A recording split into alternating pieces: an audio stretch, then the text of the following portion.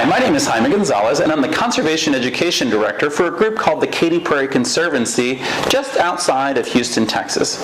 And we oftentimes get the question, how do you make the world a better place for wildlife and for people? And I always say, you know what, start with native plants. Native plants have probably been growing in your area for thousands of years, and so the native bees and the monarch butterflies and other pollinators know to use those plants and get everything that they need to survive from those plants. So if we can get more wildflowers and native grasses and native trees in our living areas and at our local parks, we're going to be doing a lot of good for the planet.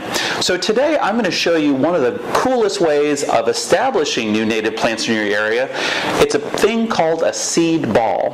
And we're going to show you how to make the seed balls, which materials to use, and where you might think about getting some local seeds.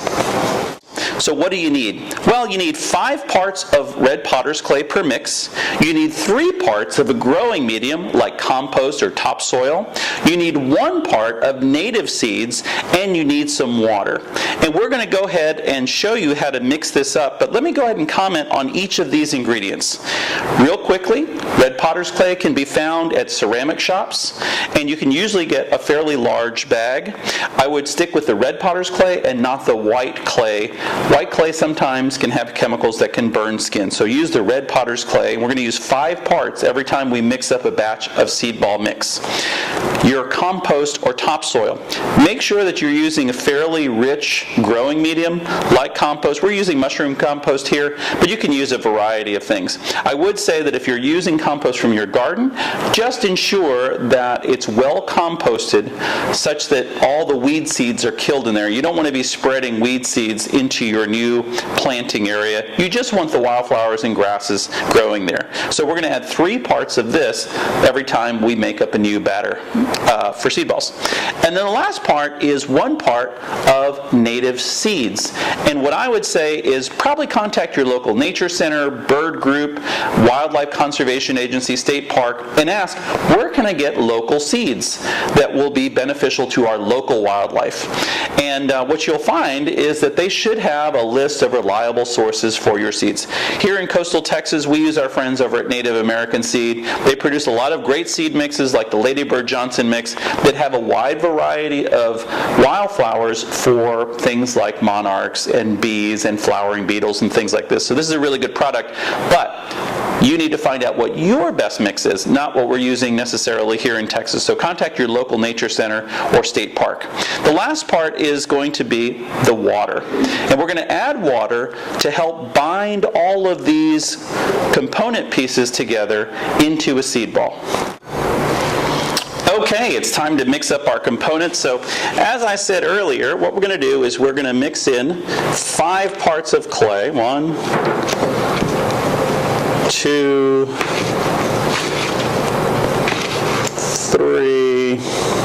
And this doesn't have to be super exacting, but just as long as you're making a good effort to 4, to mix them in approximately this ratio. I'm going to get this spoon to help me out a little bit. Let's get this up in here. And usually you won't use this small of a measuring cup. I just want to keep it kind of easy for you guys to visualize. You want to mix up a bunch because this goes pretty quick, especially if you're working with kids. So I got 5 parts of red potter's clay. 1, 2, 3 parts of my growing medium. This is my mushroom compost, but like I said, you can use a lot of different kinds of growing mediums and you'll be okay. And then my 1 part of native seeds. Now, we're ready to mix this up. And in order to do that, I like to kind of stir it together a little bit before I put in the water, just so I get it a little bit more of a, to be more of a homogeneous mix. And you can see that it's hard to see the seeds now, and it's getting harder to spot where your growing medium is, but it's all in there. So the key here is don't add too much water at the beginning, because then you'll have to use more and more resources to make it right. So slow as you go. So I'm just going to add a little bit. Then I'm going to mix this together. And you're starting to see fewer dry spots. Okay, but not quite there. It's still a little bit dry, so I'm going to add a little bit more water. And you just want to make sure that none of the clay is visibly dry. You just want to make sure to really mix it up well. And what I would say is make sure to use a real sturdy spoon that's not going to bend or break on you. No plastic spoons or anything weak. Wooden spoons tend to work really well for this. Okay, so that's the consistency I want. If you take a look here, it's like a super, super thick pancake batter or cake batter, so thick that I can do the test. And here's the test. Will it stick to my finger? If it sticks to your finger, it's going to make really great seed balls. Okay, we're ready to roll our seed balls now that we've made the mix. So we use these roasting pans, these aluminum roasting pans, because they're stackable. So you can make a whole bunch of seed balls, place them on this newspaper, and then add another tray as necessary, and then take them to a place where they can dry for 3 days. Make sure to not try to dry your seed balls in a place that's very, very humid or damp.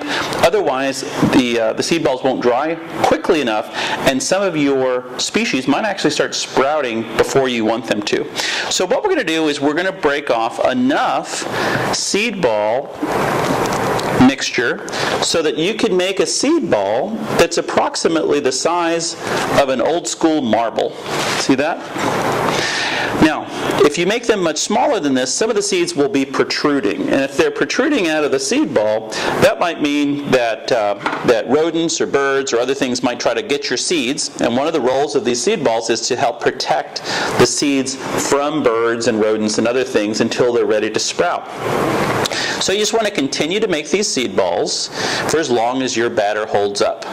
And you can make, with a group, many hundreds of seed balls rather quickly. So this is kind of an addictive activity. And once you've made one single layer of seed balls that covers your whole tray, then you'll want to add some more newspaper and then start another layer. You don't want to stick seed ball on top of seed ball, because then they start to stick together and it's harder to distribute them once they're dry. So you just want to make them about the size of an old school marble and make as many as you can given the amount of batter that you've created. You've dried your seed balls for about 3 days, and this is what they look like. They are rock hard, and that's a good thing. What's going to happen is your seeds inside your seed ball are going to be protected from rodents and birds and other things that would eat the seeds and not let your plants sprout. So what you'll want to do is just take these to an area where you'd like to restore a little meadow, a little prairie patch, a nice little place for pollinators and butterflies and that kind of thing, and just throw them on the ground. Do not bury them, do not plant them. The advantage of using seed balls is that this is kind of a self-contained little ecosystem. It's got things to protect the seeds, it's got the compost or topsoil where the seeds can grow in, and so the rain will break down the outer coating and it'll sprout right from the seed ball. You don't have to do anything except just gently put them in an area at a seeding rate of about 1 seed ball per square foot. Once you've had a pretty good amount of rain in your area, the seed ball will start disintegrating, exposing the seeds and allowing them to sprout. So you should end up with something like this.